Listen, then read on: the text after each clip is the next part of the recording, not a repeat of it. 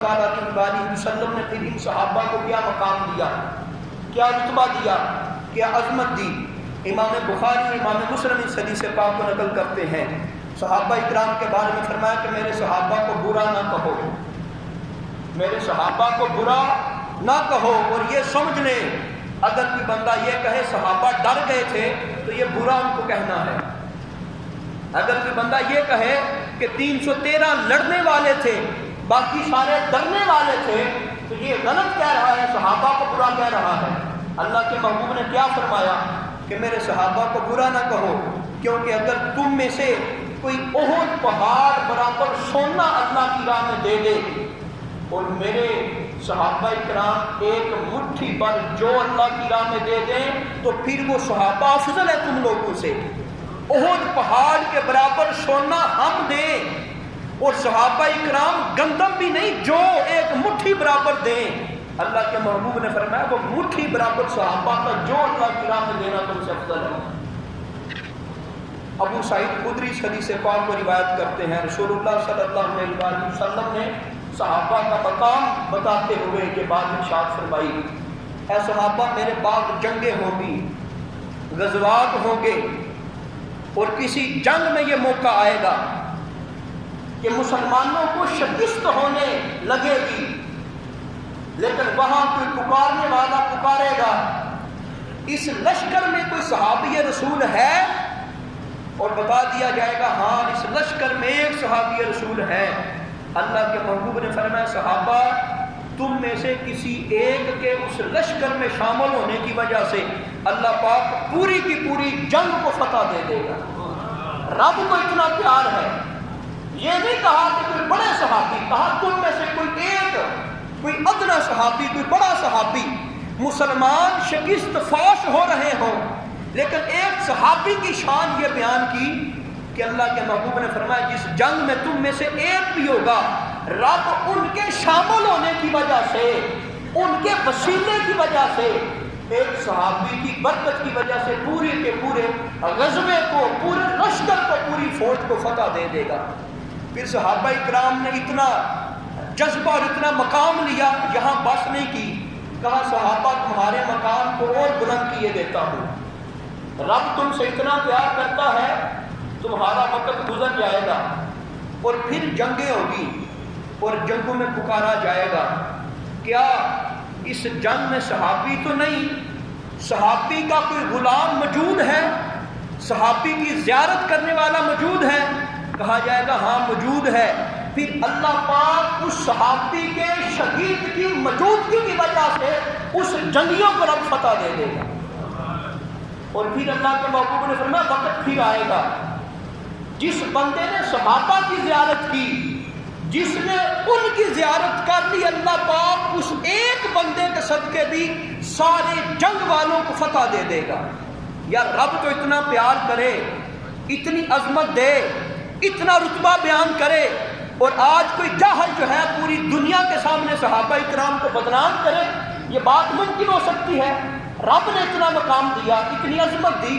رب فرماتا ہے صحابہ تو دور کی بات، صحابہ کے شاگرد تو دور کی بات، صحابہ کے شاگردوں کے شاگرد اگر ان میں سے ایک بندہ کسی جنگ میں چلا جائے گا، اس ایک کی وجہ سے اللہ پاک پورے کے پورے لشکر کو کامیابی دے دے گا۔ یہ مقام ہے صحابہ اکرام کے غلاموں کا۔ اور پھر اگلی حدیث پاک، یہ بھی بخاری مسلم کی حدیث پاک ہے، اور اللہ کے محبوب نے فرمایا میرے صحابہ کو عزت دو، یہ حکم ہے اللہ کے محبوب کا، میرے صحابہ کو عزت دو کیونکہ تم میں سب سے بہترین میرے صحابہ ہیں۔ اللہ کے نبی یہ فرمائیں میرے صحابہ کو عزت دو، اور آج اگر کوئی بندہ یہ کہے کہ 313 لڑنے والے تھے باقی تو سارے ڈرنے والے تھے، کیا یہ عزت ہے؟ اللہ کے نبی مطلق کر کہہ دیں کہ سارے صحابہ کو عزت دو، اور ایک بندہ کہے 313 کو عزت دو، تو کیا وہ حق پہ ہے کہ اللہ کے محبوب حق پہ ہیں؟ رسول اللہ صلی اللہ تعالیٰ علیہ وسلم کا فرمان، حضرت جابر اس کو روایت کرتے ہیں، فرمایا اس مسلمان کو آگ نہ چھوئے گی جس نے مجھے دیکھا یا میرے دیکھنے والے کو دیکھا۔ فرمایا مجھے دیکھنے کا مقام تو ہے ہی، لیکن میرے صحابہ کو معمولی نہ سمجھ لینا۔ یار جس صحابی کی فقط زیارت بندے کو جہنم سے بچا دیتی ہے، اس ہستی کا مقام کیا ہوگا؟ اللہ کے محبوب نے یہ تو نہیں فرمایا تھا کہ جنہوں نے احد کے اندر وہ جو تیر والا معاملہ تھا وہاں پہ جو صحابہ کھڑے تھے صرف ان کو دیکھا یا 313 کو دیکھا تو پھر اس کے لیے جنت ہے، وگرنہ جنت نہیں ہے۔ اللہ کے نبی نے تو سارے صحابہ کو یہ پروانہ، یہ ڈگری اور یہ سرٹیفکیٹ جاری کر دیا کہ جس نے میرے کسی بھی صحابی کو دیکھ لیا، اللہ رب العزت صرف دیکھنے کی وجہ سے، ایمان کی نظر صحابی کو دیکھنے کی وجہ سے اللہ پاک جہنم سے بری کر دیتا۔ تو یہ کوئی عام فضیلت ہے، یہ کوئی تھوڑی فضیلت ہے۔ اللہ کے محبوب صلی اللہ تعالیٰ علیہ وآلہ وسلم کا فرمان عبداللہ بن مغفل اس پر روایت کرتے ہیں، وہ کہتے ہیں اللہ کے محبوب نے فرمایا میرے صحابہ کے متعلق اللہ سے ڈرو، اللہ سے ڈرو۔ پھر ارشاد فرمایا میرے صحابہ کے متعلق اللہ سے ڈرو، اللہ سے ڈرو۔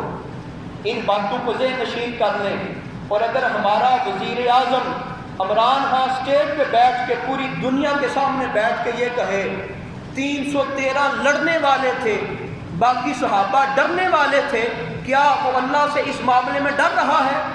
اللہ کے محبوب کہہ رہے ہیں کہ اے لوگوں میرے صحابہ کے بارے میں اللہ سے ڈرو، میرے صحابہ کے بارے میں اللہ سے ڈرو، کوئی اونچ نیچ میرے صحابہ کے بارے میں نہ کر بیٹھنا۔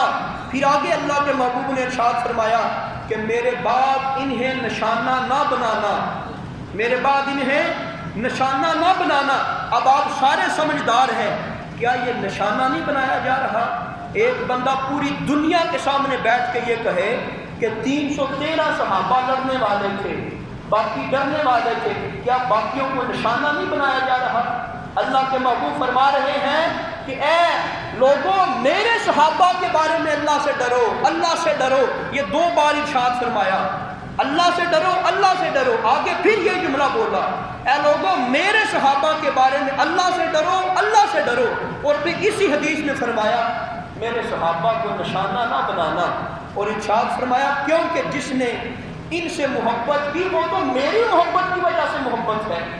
سرکار نے صحابہ کی محبت کو اپنی محبت قرار دے دیا اور فرمایا جس نے ان سے بغض رکھا وہ میری وجہ سے بغض ہے، یعنی جو ان سے بغض رکھ رہا ہے وہ مجھ سے بغض ہے۔ اب آپ بتاؤ یہ بغض نہیں تو اور کیا ہے؟ پوری دنیا کے سامنے ان کو بدنام کرنا، ان کی توہین کرنا، اور پھر اس کے بعد یہ جملہ بھی بولا گیا، کہا کہ اللہ کے محبوب نے تو فرمایا تھا کہ اے صحابہ تم یہاں اس جگہ پہ اس گھاٹی کے اوپر رہنا ہے، تیر اندازی کرنی ہے۔ اس نے کہا کہ جس وقت لوٹ مار شروع ہوئی انہوں نے رسول اللہ کے حکم کی نافرمانی کی۔ صحابہ اکرام کے بارے میں یہ بدگمانی کرنا، وزیر اعظم کا یہ جملہ بولنا کہ جس وقت لوٹ مار شروع ہوئی تو ان صحابہ نے رسول اللہ کا حکم ٹھکرا دیا۔ یار وہ صحابہ جنہوں نے ماں کو نہیں دیکھا، باپ کو نہیں دیکھا، اولاد کو نہیں دیکھا، جائیداد کو نہیں دیکھا، سب کوئی چھوڑ کے رسول اللہ کی خاطر آ گئے، وہ کیسے رسول اللہ کے حکم کو پس پشت ڈال سکتے ہیں؟ اور رب قرآن میں جگہ جگہ جن کے نغمے بیان کر رہا ہو، رب قرآن میں جگہ جگہ سارے صحابہ کے بارے میں کہہ دے رضی اللہ عنہم ورضوا عنہ، میں سارے صحابہ سے راضی ہو گیا، وہ سارے صحابہ مجھ سے راضی ہو گئے۔ آج اگر کوئی یہ کہے کہ صحابہ اکرام نے رسول اللہ کی نافرمانی کی تو وہ صحابہ پہ بہتان باندھنے والا ہے، صحابہ اکرام کی عزت کو کم کرنے والا ہے، صحابہ اکرام کی ذات پہ نشانہ باندھنے والا ہے۔ اور آگے رسول اللہ صلی اللہ علیہ وسلم کا یہ حکم اسی حدیث میں ہے، سرکار نے فرمایا جس نے صحابہ کو ستایا اس نے مجھے ستایا۔ کیا ان کو ستایا نہیں جا رہا؟ 14.5 صدیاں گزر جائیں، جس صحابی نے رسول اللہ کی خاطر سب کچھ قربان کر دیا، سب کچھ رسول اللہ کی خاطر، اللہ تعالیٰ کے محبوب کی خاطر داؤ پہ لگا دیا، آج اگر 14.5 صدیاں گزرنے کے بعد بھی بندہ کہے انہوں نے رسول اللہ کی نافرمانی کی تھی، باقی صحابہ ڈرنے والے تھے، کیا آج قبر میں ان کو ستایا نہیں جا رہا؟ سرکار فرما گئے تھے کہ اے لوگوں میرے صحابہ کو نہ ستانا، جس نے ان کو ستایا اس نے رسول اللہ کو ستایا۔ اور پھر ارشاد فرمایا جس نے میرے صحابہ کو تکلیف دی انہوں نے مجھے تکلیف دی، اور جس نے مجھے تکلیف دی انہوں نے رب کو تکلیف دی، اور پھر جو رب کو تکلیف دے رب اس کو پکڑ لیتا ہے، اور رب کی پکڑ سب سے زیادہ سخت ہے۔ اگلی حدیث پاک حضرت انس اس کو روایت کرتے ہیں، اور رسول اللہ صلی اللہ علیہ وسلم نے فرمایا میرے صحابہ کو معمولی نہ سمجھنا، ان کی عزت اور شان کو عام نہ سمجھنا۔ فرمایا کھانوں کے اندر جو حیثیت نمک کی ہے اس پوری دنیا کائنات میں وہ حیثیت میرے صحابہ کی ہے۔ کھانا کوئی بھی ہو، چیز کوئی بھی ہو، اس میں نمک ضرور استعمال ہوتا ہے۔ فرمایا جس جگہ پہ بھی چلے جاؤ میرے صحابہ کا دامن ضرور تھامو گے تو حق پہ قائم رہو گے۔ رسول اللہ صلی اللہ تعالیٰ علیہ وسلم نے فرمایا میرا ایک صحابی اس مقام پہ شہید ہو گیا، رب اتنی عزت دے گا جب کل قیامت کے دن لوگ اٹھیں گے اپنی قبروں سے، میرا وہ صحابی آگے آگے ہوگا نور کی شکل میں، اور پیچھے ساری دنیا کے مسلمان لشکر کی شکل میں ان کے پیچھے جائیں گے۔ اور پھر اللہ کے رسول صلی اللہ تعالیٰ علیہ وسلم نے فرمایا جب تم ان کو دیکھو جو میرے صحابہ کو برا کہتے ہیں کہو کہ ان پر اللہ کی پھٹکار ہو۔ رسول اللہ چاہتے ہیں کسی کو بد دعا دی جائے؟ اللہ کے محبوب تو ساری زندگی امن کا درس دیتے رہے، رسول اللہ نے تو کبھی نہیں کہا کہ کسی کو بد دعا دو، لیکن یہ حدیث ہے صحابہ کی۔ اللہ کے محبوب نے فرمایا وہ بندہ جو میرے صحابہ کو برا کہے تو تم رب کی بارگاہ میں ہاتھوں کو پھیلا دو اور دامن پھیلا کے کہو کہ یا اللہ اس بندے پہ تیری پھٹکار ہو جو تیرے صحابہ کو برا کہہ رہا ہے۔ اور آج اگر ہم صحابہ کی تائید میں جمعہ پڑھا دیں تو بعض لوگوں کو آگ لگے گی کہ یار وزیر اعظم کے خلاف جمعہ پڑھا دیا، عمران خان کے خلاف جمعہ پڑھا دیا، ہمارے کپتان کے خلاف جمعہ پڑھا دیا۔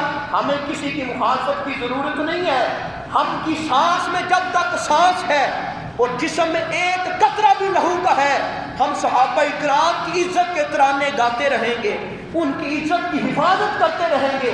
اور آج کا جمعہ بھی کسی کی مخالفت پہ نہیں، صحابہ کی عزت پہ گواہی دیتے ہوئے یہ جمعہ ہے کہ کل قیامت کے دن رب نہ پوچھے کہ علم بھی دیا تھا، رتبہ بھی دیا تھا، مقام بھی دیا تھا، یہ عہدہ بھی دیا تھا، اس عہدے کا حق ادا کیوں نہیں کیا؟ پوری دنیا کے سامنے، میڈیا کے سامنے میرے صحابہ کو بدنام کیا گیا، تمہارے پاس قوت ہی بولنے کی کیوں نہیں بولے؟ یہ اللہ کے محبوب کا فرمان ہے۔ اللہ کے محبوب نے فرمایا جو میرے صحابہ کو برا کہے تم رب کی بارگاہ میں ہاتھوں کو بلند کرو اور کہو کہ یا اللہ اس بندے پہ تیری پھٹکار ہو جس بندے نے صحابہ اکرام کو برا کہا۔ یہ صحابہ کی حدیث پاک ہے۔ اللہ کے محبوب صلی اللہ تعالیٰ علیہ وسلم نے فرمایا کہ میرے صحابہ وہ آسمان کے ستاروں کی مانند ہیں، کسی ایک صحابی کی پیروی کرو تو کامیاب ہو جاؤ گے۔ یہ نہیں فرمایا کہ 313 کی پیروی کرو گے تو کامیاب ہو جاؤ گے۔ میدان احد میں جو 70 صحابہ اس گھاٹی کے اوپر موجود رہے صرف ان کی پیروی کرو تو کامیاب ہو جاؤ گے۔ اللہ کے محبوب نے فرمایا میرے سارے صحابہ وہ حق پر ہیں، میرے سارے صحابہ آسمان کے ستاروں کی مانند ہیں، اور جو ان میں سے کسی ایک کی بھی پیروی کرے گا وہ کامیاب ہو جائے گا۔ رسول اللہ صلی اللہ تعالیٰ علیہ وسلم کے صحابہ کا مقام کیا ہے اور ان کی نگاہ کتنی تیز ہے، ان کا رتبہ کتنا ہے۔ آپ سارے جانتے ہیں کہ اللہ کے ولیوں کی فلاں کرامت ہے، غوث پاک کی فلاں کرامت ہے، داتا صاحب کی فلاں کرامت ہے، فرید الدین گنج شکر کی فلاں کرامت ہے، خواجہ معین الدین کی اتنی کرامتیں ہیں، لیکن ولی تو آج کے دور میں بننا ممکن ہے، غوث اعظم بننا ممکن ہے، فرید الدین بننا ممکن ہے، صحابی کوئی نہیں بن سکتا۔ ان صحابیوں کا رتبہ کیا تھا؟ ایک صحابی سے اللہ کے محبوب صلی اللہ علیہ وسلم نے پوچھا کیف اصبحت، اے صحابہ تم نے صبح کیسے کی؟ وہ صحابی آگے سے جواب دینے لگے اصبحت مؤمنا حقا، کہ یا رسول اللہ میں نے اس حال میں صبح کی کہ میں مومن بھی تھا اور حق پر بھی تھا۔ اللہ کے محبوب نے پوچھا ہے صحابی ہر بات کی دلیل ہوتی ہے، تو نے یہ دعویٰ کیا ہے کہ میں حق پر بھی ہوں مومن بھی ہوں، اس کی دلیل کیا ہے؟ اس صحابی کے لفظ سماعت فرمائیں اور دیکھیں کہ صحابہ کی نگاہ کتنی تھی، ان کا مقام کتنا تھا، رتبہ کتنا تھا۔ وہ صحابی کہنے لگے کہ یا رسول اللہ صلی اللہ تعالیٰ علیہ وآلہ وسلم، جب میں نے صبح کی تو میں نے نظر دوڑائی تخت الثری سے عرش معلیٰ تک ہر چیز میری نظر کے سامنے ہے، اور یا رسول اللہ میں نے جنتیوں کو جنت میں عیش کرتے دیکھا اور جہنمیوں کو جہنم میں عذاب لیتے ہوئے دیکھا۔ سرکار نے فرمایا ہاں تو نے سچ کہا ہے کہ تو حق پر بھی ہے، مومن بھی ہے۔ یہ مقام ہے صحابی کا۔ سرکار پوچھتے ہیں دلیل کیا ہے؟ وہ کہنے لگے میں صبح اٹھا تو میں نے تخت الثری جو سب سے نیچے 7ویں زمین ہے، یہاں سے لے کے عرش معلیٰ تک میری نظر تھی اور ہر شے میری آنکھوں کے سامنے تھی۔ میں جنتیوں کو جنت میں موج کرتے دیکھا اور جہنمیوں کو جہنم میں سزا لیتے ہوئے دیکھا۔ یہ باتیں تھی حدیث کے حوالے سے، اور آخر میں انتظار کر رہا تھا کہ آپ سارے لوگ جمع بھی ہو جائیں، یہ مسئلہ بھی واضح ہو جائے۔ آج میڈیا کے اوپر بہت سارے لوگ بھی اور وہ مولوی اور وہ علماء بھی کہ جن کو اللہ کے محبوب نے فرمایا یہ علماء سو ہیں، آج جو وزیر اعظم کی تائید کر رہے ہیں۔ اللہ کے محبوب کا حکم سماعت فرمائے، قرآن پاک میں فرمایا وما جعلہ اللہ الا بشرا لکم ولتطمئن قلوبکم بہ۔ یہ رب کا پیغام ہے۔ اللہ پاک نے ارشاد فرمایا کہ اللہ پاک نے جنگ بدر میں زیادہ فرشتوں کی تعداد اس لیے بھیجی کہ تمہیں رب خوش کرے اور تمہارے دل کو مطمئن کر دے۔ اس بات کو یار سمجھے، رب کیا چاہتا ہے؟ رب کیا چاہتا ہے؟ صحابہ کرام کو خوش کرنا، ان کے دل کو مطمئن کرنا۔ یار اگر بڑا کسی چھوٹے کے دل کو مطمئن کرے تو وہ بات سمجھ میں نہیں آتی۔ شاگرد اگر استاد کو مطمئن کرے تو بندہ کہتا ہے جی کوئی بات نہیں، شاگرد کا حق ہے۔ بیٹا باپ کو خوش کرے، مطمئن کرے تو سمجھ آتا ہے۔ اگر مرید پیر کو خوش کرے بات سمجھ میں آتی ہے، لیکن اگر الٹ معاملہ ہو جائے تو پھر بندہ کہتا ہے جہاں پہ بارے میں آ رہے ہو گئے۔ صحابہ کی زبان، صحابہ اکرام کے بارے میں زبان کھولنے سے پہلے یہ قرآن کی آیت مد نظر رکھنی چاہیے۔ اللہ کے محبوب فرماتے ہیں رب نے قرآن میں باقاعدہ آیت نازل کر دی۔ اللہ پاک نے فرمایا صحابہ میں تمہیں خوش کرتا ہوں، اور میں تمہیں مطمئن کرنے کی وجہ سے کوئی 10-20 فرشتے بھی بھیج سکتا تھا۔ جنگ جتوانا مقصد ہوتا تو ایک جبرائیل ہی کافی تھا، ہزاروں کی تعداد میں فرشتے اس لیے نازل کیے کہ میرے محبوب کے صحابہ راضی ہو جائے۔ زمانہ چاہتا ہے کہ رب راضی ہو جائے، رب کا پیار دیکھے۔ رب کہتا ہے میں صحابہ اکرام کو راضی کرتا ہوں، اور رب نے فرمایا رضی اللہ عنہم ورضوا عنہ، ان سارے صحابہ پہ میں راضی ہو گیا، یہ صحابہ میرے پہ راضی ہو گئے۔ اور پھر جب جنگ بدر کا موقع آیا نا، آج وزیر اعظم نے تو یہ کہہ دیا تھا کہ 313 لڑنے والے ہیں، جنگ بدر کا موقع آیا تو صحابہ اکرام سے مشورہ ہوا۔ سعد بن عبادہ لشکر کے جرنیل تھے، جب ان سے بات ہوئی کیا کرنا چاہیے، صحابہ اکرام کو پتا تھا کہ ادھر 1000 ہیں، ہم 313 ہیں، ہماری تعداد تھوڑی ہے، بنے گا کچھ نہیں، بچے گا کچھ نہیں، تباہ و برباد ہونے کا معاملہ ہے۔ لیکن کیا جملہ بولا حضرت سعد بن عبادہ نے، ابھی سارے وہاں پہ موجود ہیں، ابھی 313 والی بات نہیں ہوئی تھی جو ہمارے کپتان نے کر دی تھی، اللہ کے محبوب ابھی مدینہ میں ہے، ابھی مشورہ چل رہا تھا۔ سعد بن عبادہ کھڑے ہوئے، انہوں نے عرض کی یا رسول اللہ ہماری ٹینشن نہ لیں، ہم اگر تھوڑے بھی ہوئے تو ہماری جانیں حاضر ہیں، اگر آپ حکم دیں گے تو ہم اپنے گھوڑے سمندر میں داخل کر دیں گے۔ یہ سمندر میں گھوڑا داخل کرنے کا مقصد کیا ہے؟ اپنے آپ کو تباہی اور ہلاکت کے لیے پیش کر دینا۔ یا رسول اللہ وہاں تو لڑیں گے، امید ہے بچنے کی، لیکن آپ اشارہ کریں تو ہم اپنے گھوڑوں کو سمندر میں داخل کر دیں گے۔ یہ بخاری کی حدیث بات ہے۔ اور پھر دوسرے صحابی یہ انصار کے تھے، وہ مہاجرین میں سے تھے، یہ انصار کے حضرت مقداد، جب ان سے پوچھا گیا کہ کیا کرنا چاہیے، بدر کے لیے جانا چاہیے کہ نہیں جانا چاہیے، وہ کہنے لگے یا رسول اللہ وہ قوم موسیٰ تھی، حضرت موسیٰ کی قوم تھی جس نے کہا تھا موسیٰ آپ جائیں اور آپ کا رب جا کے لڑے، ہم نہیں جائیں گے۔ یا رسول اللہ ہم قوم موسیٰ نہیں ہیں، ہم دائیں سے بھی لڑیں گے، بائیں سے بھی لڑیں گے، اور آگے سے بھی لڑیں گے، پیچھے سے بھی لڑیں گے، صرف آپ کے ایک اشارے کی ہمیں اجازت چاہیے۔ یہ صحابہ کرام کا جذبہ تھا۔ اور کیا آج ان کی عزت کے اوپر حرف نہیں آ رہا؟ جب پوری دنیا کے سامنے کہہ دیا جائے کہ 313 لڑنے والے تھے، یا وہ صحابہ اکرام جس وقت مال غنیمت اکٹھا کرنے کا موقع آیا تو وہ آپس میں انہوں نے اس گھاٹی کو چھوڑ دیا اور پھر وہ سب اکٹھا کرنے کے لیے جمع ہو گئے. یہ صحابہ اکرام کے بارے میں انتہائی نازیبا لفظ ہے. اور پھر یہ قرآن کی آیت، موقع ملے نا جو لوگ عمران خان کے سپورٹر ہیں اور جو اب بھی کہہ رہے ہیں کہ نہیں وہ حق پہ ہے، آل عمران آیت نمبر 155 ذہن میں رکھ لیں. سورہ آل عمران آیت نمبر 155، سورہ آل عمران آیت نمبر 155 سنیں. ان الذین تولوا منکم یوم التقى الجمعان، فرمایا کہ جب دو جماعتیں آپس میں لڑیں اور ان میں سے جو بھاگ گئے تھے، انما استزلهم الشیطان ببعض ما کسبوا، ان لوگوں کو تو شیطان نے بہکا دیا تھا. جس وقت دو جماعتیں مومنوں کی اور منافقوں کی، صحابہ اور کافروں کی آپس میں اکٹھی ہوئی، غزوہ احد کا بیان ہے کہ جس وقت اکٹھی ہوئی اور یہ افواہ پھیل گئی کہ رسول اللہ صلی اللہ علیہ وسلم کو شہید کر دیا ہے، صحابہ کہنے لگے کہ اس ہستی کے لیے جنگ کر رہے تھے، اب وہ ہستی نہیں رہی تو ہمیں لڑنے کا کیا فائدہ. بعض صحابہ واپس چلے گئے. اب دیکھیں دلیل ان کی کیا تھی کہ یار سرکار نہیں رہے تو اب لڑنے کا کیا فائدہ ہے. وہ صحابہ واپس چلے گئے تو رب نے قرآن کی آیت نازل فرما دی. فرمایا جو صحابہ واپس گئے تھے غلطی ان کی نہیں تھی، انما استزلهم الشیطان، ان کو تو شیطان نے بہکا دیا تھا. یار رب کہے کہ شیطان نے بہکا دیا تھا اور آج کپتان کہے کہ وہ ڈر گئے تھے، رب تو ان کی عزت کا رکھوانا ہے. رب تو کہہ رہا ہے کہ صحابہ نہیں ڈرے، شیطان نے بہکا دیا تھا. اور آگے کیا حکم دیا؟ آگے فرمایا وَلَقَدْ عَفَا اللَّهُ عَنْهُمْ، اللہ نے ان ساروں کو معاف کر دیا. یہ قرآن کی آیت ہے.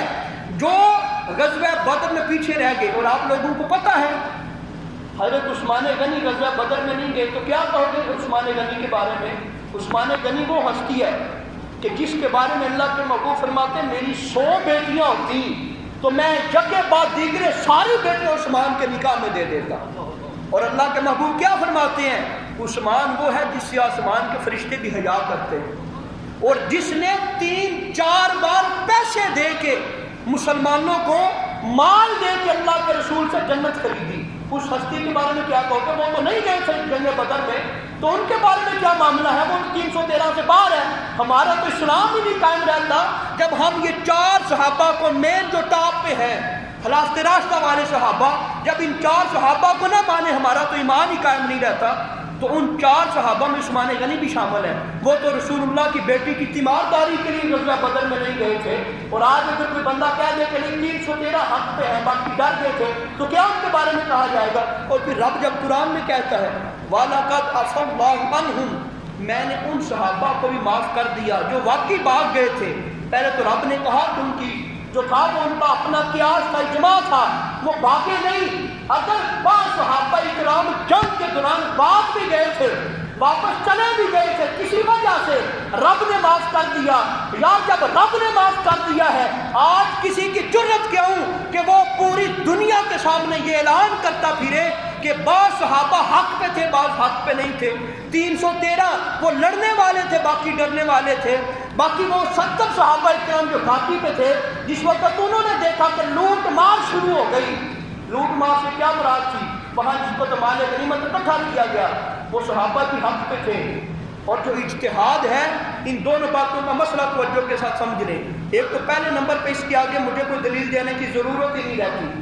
جب رب نے آل عمران کی آیت نمبر 155 میں ارشاد فرما دیا کہ اللہ پاک نے ان صحابہ کو معاف کر دیا، ان صحابہ کو معاف کر دیا ہے جن سے کوئی غلطی ہو گئی، اور پھر آگے کہہ دیا کہ میں سارے صحابہ سے راضی ہو گیا، سارے صحابہ میرے اوپر راضی ہو گئے.